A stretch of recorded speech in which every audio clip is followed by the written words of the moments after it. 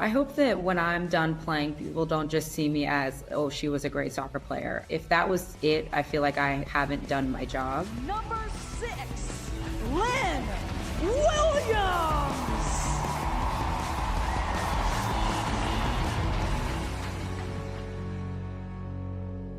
All right, we can get started. First question, how has the landscape of the NWSL and U.S. Women's National Team changed over the course of your career, seeing more Black players on the team? It's changed in like so many different ways. First of all, when I went to college, there was no league. So there was nothing to compare it to. It was like national team or bust at the time.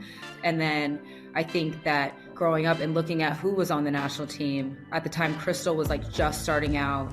And then Sydney Leroux was there. And then before that, it was like Brianna Scurry, and she was the only one. And then it would be like a chunk of time. And then it was Shannon Box, and there'd be like a chunk of time. You know what I mean? And so like growing up, I would always look and say, okay, there's somebody who looks like me a little bit. Is this a space for me? I know I want to play soccer so bad, but the face of soccer is usually, it's not somebody who has brown skin. And now I'm so proud that the NWSL and the US Women's National Team, it looks like the United States. Like we have Black people and we have white people and we have Mexicans and Asians. And like, it's just a mix. And I think that that's exactly what your nation should look like. It should be a representation of what the nation looks like. And so I'm super proud of just where we've gotten to, the fact that little girls, little boys, or anybody can look at us and say, you know what, this is a space where I belong. This is a space that is welcoming to all diverse cultures. You mentioned Scurry and you mentioned Box and the legacies that they've left. So for you, what legacy do you think you're leaving in the sport? I hope that when I'm done playing, people don't just see me as, oh, she was a great soccer player. If that was it, I feel like I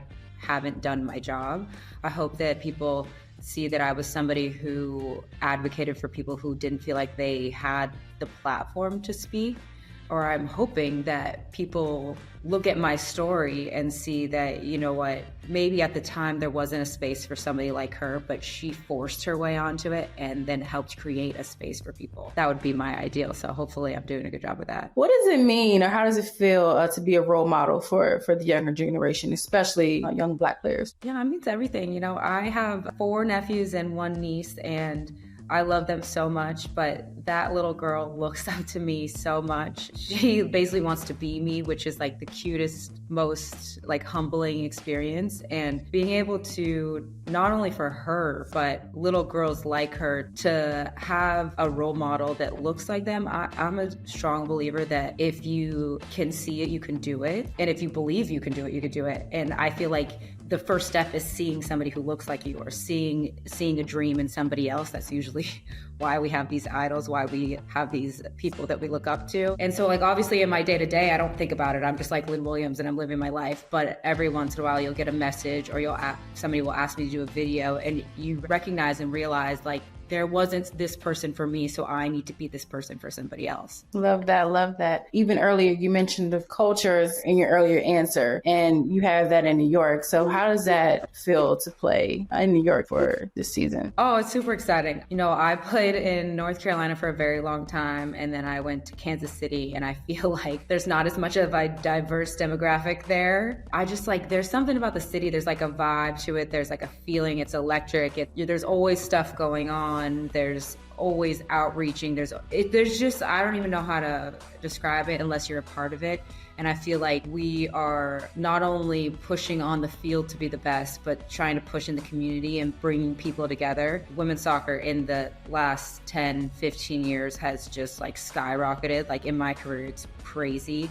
But in the last 2-3 years, it's been like astronomical in the growth. And so to see New York, a place that you have every possible thing that you can want to do there, people coming to soccer games and in a community there, I think it's really special that people are drawn to us and want to watch soccer when, like I said, you could do a billion things there. Awesome. And then lastly, what advice do you have for young Black players who want to follow in your footsteps? Surround yourself with people who want to see you succeed and know your goals. I think that to be successful, it takes a little bit of luck and right timing, but it takes a lot of support. I feel like there are a lot of days where when I was getting to be what I am today, like where I did not feel like playing soccer. I wanted to go to a school dance. I wanted to go out with the boys. Like I wanted to do everything but play soccer. And having not just my family, but friends to lean on, I'm a strong believer too. And like you basically become the people you hang out with. So surrounding myself with good people that just pushed me, I would say like that is the biggest piece of advice I would say. And then also just like, don't be afraid to try. Like I would rather try and fail and know I tried than not try at all and always wonder what if. So try and surround yourself with people who want you to succeed. Awesome. That sounds great. Well, thank you so much.